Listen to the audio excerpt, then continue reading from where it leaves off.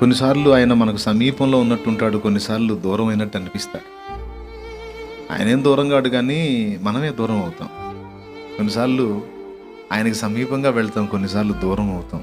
పేతురు కానీ ప్రభుని దూరమున వెంబడించాను అని రాయబడినట్టు కొన్నిసార్లు మనమే దూరం అవుతాం.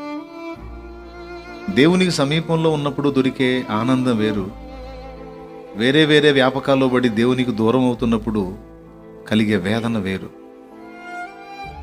ఈ రెండు కూడా ప్రత్యేకమైనవే. అర్థమవుతుంటుంది, ఏదో లాస్ అవుతున్నానే నేను, అంతకు ముందులాగా నా మనసు లేదు, అంతకు ముందులాగా నా హృదయం ఆనందంగా లేదు, ఏదో లాస్ అవుతున్నాను నేను.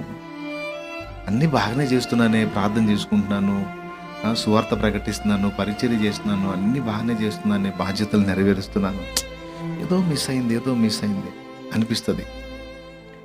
ఏం లేదు, మనకున్న విస్తారమైన పనిపాటుల్లో పడి ప్రాణప్రియుని సాంగత్యానికి దూరం అయిపోయి బాధ్యతల్లో పడిపోయి ఆయనలోని ఆనందాన్ని కోల్పోయాం.